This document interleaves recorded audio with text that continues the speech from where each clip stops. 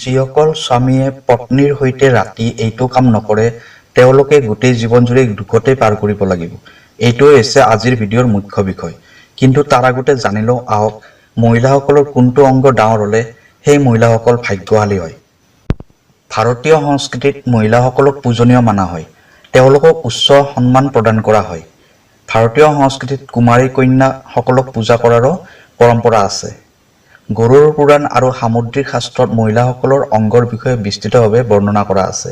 সকলোবোৰ মহিলাৰে এটা নিজস্ব বিশেষত্ব আছে। তেওঁলোকৰ কোনবোৰ লক্ষণ কোনবোৰ পুৰুষৰ বাবে শুভ হয় এইবোৰ প্ৰশ্নৰ উত্তৰ সামুদ্ৰিক শাস্ত্ৰত দিয়া হৈছে। ইয়াত মহিলাসকলৰ চুলিৰ পৰা ভৰিৰ আঙুলি নখ আদিৰ স্থিতিৰ বিষয়ে কোৱা হৈছে আৰু এই অংগবোৰ কেনেকুৱা হ'লে কেনেকুৱা ফল পোৱা যায় সকলোবোৰ সামুদ্ৰিক শাস্ত্ৰত উল্লেখ কৰা আছে আৰু মহিলাসকলৰ কোনবোৰ অংগ ডাঙৰ হ'লে কেনেকুৱা ধৰণৰ ফল পোৱা যায় সকলোবোৰ বৰ্ণনা কৰা আছে।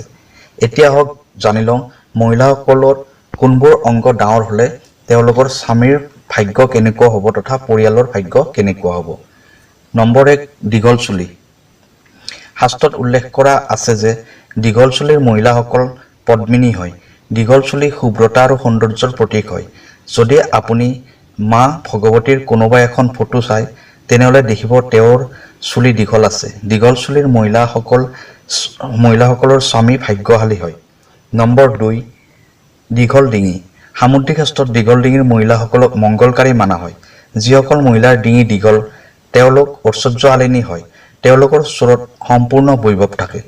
তেনেকুৱা মহিলাৰ স্বামীৰ কেতিয়াও টকা পইচাৰ অভাৱ নহয়। নম্বৰ 3 উচ্চ বক্ষস্থল। সামুদ্ৰিক শাস্ত্ৰ আৰু ভৱিষ্য পুৰাণত এইটো বৰ্ণনা কৰা হৈছে যে যিসকল মহিলাৰ বক্ষস্থল উচ্চ তথা ডাঙৰ সুগল হয় সেইসকল মহিলা ভাগ্যশালী হয়। এওঁলোকৰ সুগল বক্ষস্থল ধন সম্পত্তি আৰু ঐশ্বৰ্যৰ প্ৰতীক হয়। এনে মহিলাৰ স্বামীসকল ভাগ্যৱান আৰু পুত্ৰসকলো ভাগ্যৱান হয়। নম্বৰ 4 ডাঙৰ চকু। ডাঙৰ চকুৰ মহিলাসকল বহুত সৌভাগ্যশালী হয়। এওঁলোক বিবেকশীল আৰু বুদ্ধিমতী হয়। এনেকুৱা মহিলা গোটেই পৰিয়ালৰ বাবে শুভ হয় আৰু পৰিয়ালত কিবা বিপদ আহিলে এওঁলোকে নিজৰ বুদ্ধিমত্তাৰে সকলোবোৰ চম্ভালি লয়। এনেকুৱা ঘৰত কেতিয়াও ধন টকা পইচাৰ অভাৱ নহয়। নম্বৰ 5 দীঘল নাক। সামান্যতকৈ অলপ দীঘল নাকৰ মহিলাসকল শান্ত গম্ভীৰ স্বভাৱৰ হয়। এওঁলোক যিকোনো বিপদৰ মুখামুখি হ'বলৈ সক্ষম হয়।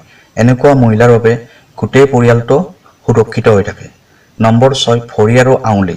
সামুদ্ৰিক শাস্ত্ৰত মহিলাসকলৰ ভৰি হাত আৰু আঙুলিবোৰৰ আকাৰৰ ওপৰত বিশেষ মহত্ব দিয়া হৈছে।